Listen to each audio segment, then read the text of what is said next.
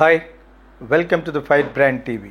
Donald Trump అనగానే అతని యొక్క పిచ్చి పిచ్చి ఎగ్జిక్యూటివ్ ఆర్డర్స్ కొన్ని మంచి అయి ఉండొచ్చు వాళ్ళ దేశం వరకును. వాళ్ళ దేశంలో ఉన్న వాళ్ళు ఎవడో కూడా ఒక జాతికి చెందినోడు కాదు. యునైటెడ్ స్టేట్స్ అంటేనే అర్థం అది. అంచేత అమెరికన్స్ అంటే వీళ్ళు అనేవి లేదు. యాక్చువల్గా అందరూ అక్కడికి వెళ్ళి సెటిల్ అయిన తర్వాత వాళ్ళ రూల్స్ ప్రకారంగా సిటిజన్షిప్ వచ్చిన వాళ్ళు, అక్కడే పిల్లలు కన్నా వాళ్ళు, మెక్సికన్స్, బ్లాక్స్ వీళ్ళందరూ కూడా అమెరికన్స్ కింద లెక్క. ఇప్పుడు వీడు కొత్తగా వచ్చి ముసలివాళ్ళకి అందుకనే పాత్ర ఇవ్వకూడదు. జో బైడెన్ వచ్చేమో తూలిపోతూ ఉండేవాడు. ఇతను వచ్చి వీడికి ఏదో ప్రతిఘటన సినిమాలోనూ చరణ్ రాజ్ క్యారెక్టర్ టీ కృష్ణ గారు ఎంత బాగా కన్సీవ్ చేశాయంటే, వాడు పాలు తాగుతాడు, బంధు గిందేం కొట్టాడు, రేపులు చేస్తాడు. కాబట్టి ఆ టైప్ అనమాట. వీడు అమ్మాయిల పిచ్చి ఉంది కానీ మందు కొట్టడు. చిన్నప్పుడే డబ్బులు ఉన్న కుటుంబంలో పుట్టాడు. రిచ్ మ్యాన్స్ సన్ అన్నీ ఉన్నాయి. చాలా డేంజర్ ఇటువంటి వాళ్ళు. చాలా సెల్ఫ్ సెంటర్డ్గా ఉంటారు, తోచబడిపోతారు. సో ఆ టైప్ అనమాట. ఇప్పుడు మెలాన్ మస్క్ చేతులకు వెళ్ళిపోయి ఇటువంటి రిచ్ పీపుల్ వెనకాల ఉన్నారు. మనకేంటి, మన అమెరికా రిచ్, ఇక్కడ రావాలంటే చాలామంది తహతహలాడతారు. This is a dream for every human being on the globe. అంతేమీ లేదు యాక్చువల్గా. అలాగే మెయిన్లీ ఇండియన్స్కి, మెక్సికన్స్కి ఉంది అక్కడ. చాలామంది కంటే ఇప్పుడు Indians are good, Chinese are much better than them. That's all. వాళ్ళ కంట్రీస్లో ఉన్న కొన్ని ఫెసిలిటీస్ కానీ కొన్ని లాభాలు కానీ అంతకంటే ఎక్కువ అమెరికాలో ఉంటే రావడం తప్పితే, చైనా అనేది ఎప్పటి నుంచో సెటిల్ అయిపోయింది. సెటిల్ అయిపోయి అక్కడ పార్ట్ అండ్ పార్సల్ అయింది. వాళ్ళు కూడా వైట్ స్కిన్ పీపుల్ కాబట్టి అమెరికన్స్ అడాప్షన్ చాలామంది చైనీస్ని చేసుకుంటారు. చాలా బాగుంటారు డాల్స్ కానీ. మనం we are suppose to be wheat colour, ఇంకా బ్లాక్స్ తోటి కలిసిపోయాం. కమలా హ్యారిస్ వచ్చిన తర్వాత is she a black, are you hated of black అని ఎవరో అడుగుతుంటే జర్నలిస్ట్ దానికి తెక్క సమాధానం చెప్తున్నాడు డొనాల్డ్ ట్రంప్. ఈ ముసలికోళ్ళకి ఇస్తే ఇలాగ ఉంటుంది. The whole world is against him. అక్కడున్న హాలీవుడ్ ట్రాల్స్, స్టార్స్ లైక్ చాలామంది స్టార్స్ ఉంటారు, వాళ్ళందరి పేర్లు చెప్పకూడదు కానీ, but some stars are criticising is a nonsense fellow అని చెప్పేసి. So especially great actor like Robert De Niro and many other people ఇతను పోర్ట్రే చేస్తూ ఒక సినిమా కూడా లాస్ట్ టైం ఆస్కార్ కూడా వెళ్ళింది. అదంతా థ్రాష్ అంటాడు. వాట్ ఎవర్ ఇట్ ఈస్, ఈ వయసులో వాటికి బిజినెస్, డబ్బు, దేశానికి డబ్బు ఇలాగా వస్తుంది. కెనడా అనే వాళ్ళ ఒక రాష్ట్రం కింద చేసుకుంటారంటే, Canada is such a big country. వాడు ఏదో బ్యాడ్ అయ్యాడు ఫాదర్ తర్వాత, ట్రోడో అన్నవాడు ఏదో కరెక్ట్గా మేనేజ్ చేయలిపోయాడు. సిక్కులు, ఖాళిస్తాన్ మూమెంట్ సిక్కుల చేతిలోకి వెళ్ళిపోయి చాలా బ్యాడ్ అయ్యింది యాక్చువల్గా. ఎకానమీ కూడా పడిపోయింది. అంచేత ఇది లోగుగా కట్టి వాడు కూడా నోరు కరెక్ట్గా ఉంచుకోకుండా డొనాల్డ్ ట్రంప్ ఏదో మీటింగ్కి వచ్చి ఏదో వాగాడు. అది వచ్చి రికార్డ్ అయిపోయింది. కరెక్ట్గా మ్యాగ్నిఫై చేసి చూపిస్తే వాడి మీద కక్ష పట్టేసి వాడు ఏదో విధంగా దెబ్బేసి యువర్ నథింగ్ ఏదో మామూలుగా మాట్లాడడానికి, ఇంటర్నేషనల్ రిలేషన్షిప్ గురించి మాట్లాడడానికి వెళ్తే వాడికి వెళ్ళిన తర్వాత జస్ట్ మాతో కలిసిపో యుఎస్లోను ఇంకొక 51 రాష్ట్రం అవుద్ది. చాలా కేవలంగా, చాలా ఇన్సల్టింగ్గా మాట్లాడి అందరినీ, ఇప్పుడు అన్నీ కావాలి, యుక్రెయిన్లో ఉన్న వనరులంతా, కనీస సంపద అంతా వచ్చేయాలి వాటికి, వాటిని పక్కన గంటేయాలి. సో ఇది హిస్టరీలో పెద్ద విచిత్రం ఏంటంటే, వీళ్ళకి పోటీ ఇచ్చే యుఎస్ఎస్ఆర్ ఉండేది. యుఎస్ఎస్ఆర్ మొక్కలు అయిపోయిన తర్వాతే ఈ యుక్రెయిన్ అన్నీ వచ్చినాయి. Then the Russia has become Putin's అండర్లో ఉండి ఈజ్ డూయింగ్ ఈజ్ బెస్ట్. అక్కడ కూడా అపోజిషన్ ఉన్న వాళ్ళని జైల్లో పెట్టి చంపేయడాన్ని చేస్తున్నాడు. అవి రానివ్వరు, బికాజ్ అది చాలా పవర్ఫుల్ సిఐడి వర్క్ అనమాట రష్యాలో. సో వాడు కలిసిపోయారు. వీళ్ళందరూ కలిసిపోతే ప్రపంచం అంతా మన చేతుల్లోనే ఉంటుంది అనే లెవెల్లో రష్యాతో ఎక్కువ సంబంధం. కానీ Russia will never believe this fellow, Americans will never believe Russians. ఇది యాక్చువల్గా నోన్ ఫ్యాక్ట్ యాక్చువల్గాను. సో ఇటువంటి టైంలో వీడు సిటిజన్షిప్ కోసం ఇంతమంది తహతహలాడతారు కాబట్టి డబ్బు ఉంది, ఇండియాలో డబ్బు బాగుందని తెలిసాడికి. ఇండియాలో రిచ్ పీపుల్ ఆర్ దేర్, ఏదో మాట వరుసకి చదువుకున్న ఇంటెలిజెంట్ పీపుల్ అందరూ ఇక్కడికి వచ్చి బాగా సంపాదించేసి మేకైపోతారని చెప్పేసి వాళ్ళకు కూడా దెబ్బ కొట్టాలి, అందరినీ బాధ పెట్టాలి. మామూలుగా బొడిగాతో కౌగులించుకొని మాట్లాడు, మనవాడికి ఇంకే గతి లేక కౌగులించుకుంటాడు ఒక పక్కన. వాళ్ళకి షాక్ ఇచ్చాం, వీళ్ళకి షాక్ ఇచ్చాం ఉంటాడు జయశంకర్. ఎవరికి షాక్ ఇచ్చారో నాకైతే తెలియదు.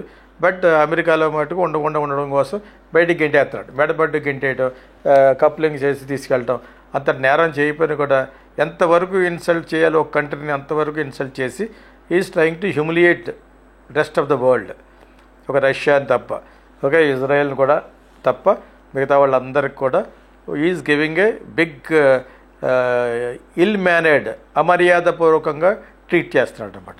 సో ఇది ఏదో ఒక విధంగా పెరుగుట ఇరుగుట కొరకే అన్నట్టుగా will be in a danger soon, because Mexicans వీళ్ళందరూ కూడా చాలా చాలా డార్క్ పీపుల్ అంతా బ్లాక్ కాదు, they are also having their own cartels, drugs, ఇవన్నిటికి అఘాతం కలిగితే డెఫినెట్గా they might not accept it.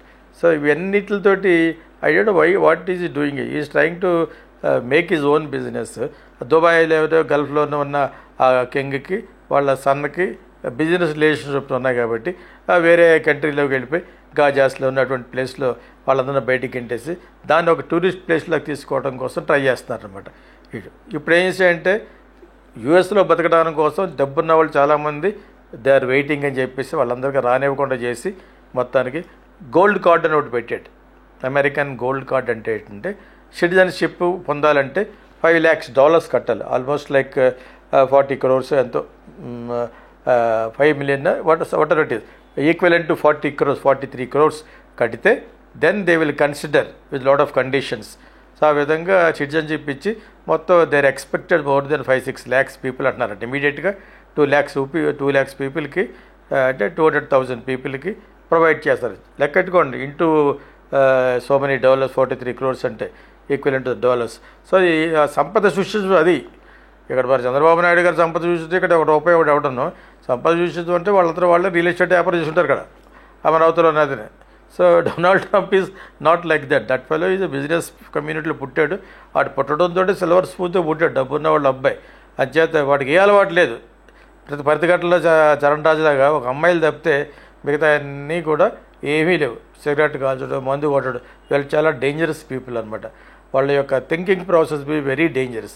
ఆ విధంగా చేసుకుంటూ వస్తే గోల్డ్ కార్డ్ని పెట్టి సిటిజన్షిప్ ఎరేస్తారు అనమాట. సిటిజన్షిప్ పొందాలనుకున్న వాళ్ళు, డబ్బులు ఉన్నవాళ్ళు వాళ్ళు 40 crores nothing for Indians.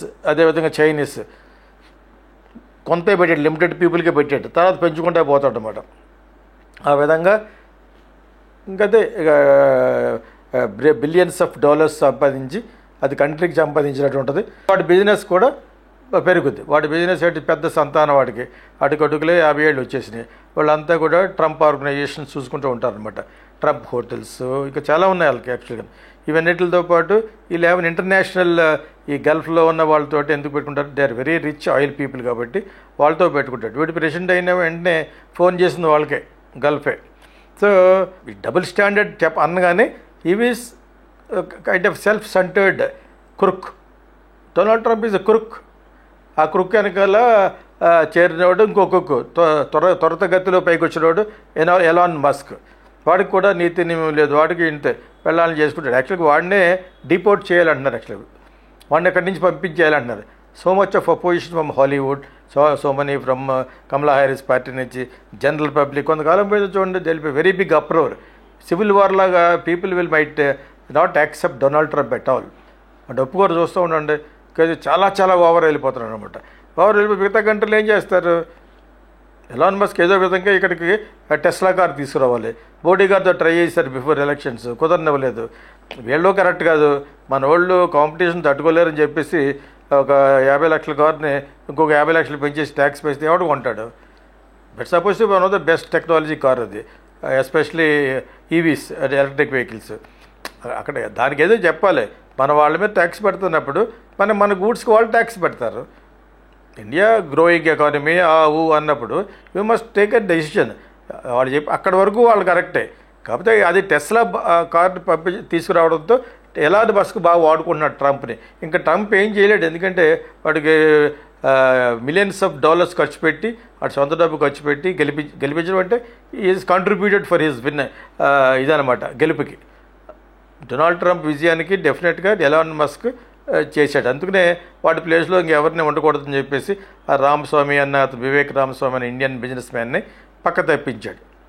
So whatever it is, that fellow is also getting lot of against ఇదనమాట in United States. United States చిన్నది, పెద్దది. 7 భారతదేశాలు ఎంత ఉంటుందో అంత ఉంటుంది. 7 భారతదేశాలు ఎంత ఉన్నా కూడా భారతదేశంలో ఉన్న 7 వంతులు కూడా ఉండదు జనాభా. అది విచిత్రం ఏంటంటే వైశాల్యం జియోగ్రఫికల్గా చాలా పెద్దది. ఇందులో కట్ చేస్తే జనాభా జరిగట్టు చాలా తక్కువ. కంట్రీ పెద్దది, దానికి మళ్ళీ కెనడా కలుపుకుంటే ఎక్కడికో పోయింది. అది మ్యాప్లో చూస్తేనే కెనడా సపోజ్ జియోగ్రఫికల్గా చాలా పెద్ద కంట్రీ, జనాలు ఉంటారు. కొన్ని జనాలు ఉండాలని చోటకి ఎప్పుడన్నా మన హాలిడేస్కి స్విట్జర్లాండ్కి వెళ్తే 10 రోజులు 15 రోజులు మ్యాక్సిమం 1 మంత్ వెళ్తాం. సబ్జెక్ట్ డిస్కషన్ కానీ సరదా సైట్ సీయింగ్ కానీ రొమాన్సింగ్ కానీ వెళ్తారు తప్పితే అక్కడే జీవితం అంటుంటే దుర్భరమైపోతుంది. యాక్చువల్గా లైఫ్ ఎప్పుడు కూడా ఇండియాలోనే ఎందుకు బాగుంటుంది అంటే people here full of life, every heat and dust అన్నీ. మన స్వీట్లు కూడా డస్ట్ అంతా పడిపోయి మంచి రుచిగా ఉంటాయి రోడ్ల మీద అన్నీ. సో కాఫీ బాగుంటుంది, అది బాగుంటుంది, everything is damn good. With కలుషితం అయిపోయినా కూడా people will like it. They like to live with that congested places. So India is got full of life less వచ్చి కెనడా. యూఎస్లో కూడా కొన్ని స్టేట్స్లో వాళ్ళు ఎవరు ఏ భాష మాట్లాడతారో తెలీదు, వాళ్ళు వేరే అలాగా లైఫ్తో ఉండి ఇండియాలతో కొంచెం దగ్గరలో ఉండేది Mexico. So otherwise America is shit. మన వాళ్ళు డబ్బులు సంపాదించుకోవడం కోసం వెళ్తున్నారు అంతే.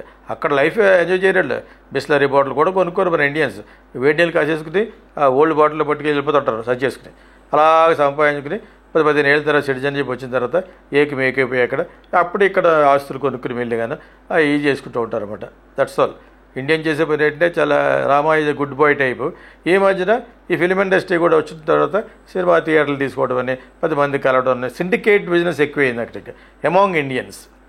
అదేవిధంగా పంజాబీస్, గుజరాతీస్ అయితే చిన్న బిజినెస్లు కాంచి పెద్ద బిజినెస్ల వరకు అంతా వాళ్ళని చూసి మన వాళ్ళు కూడా రెస్టారెంట్స్ అవి పెడతా ఉంటారు.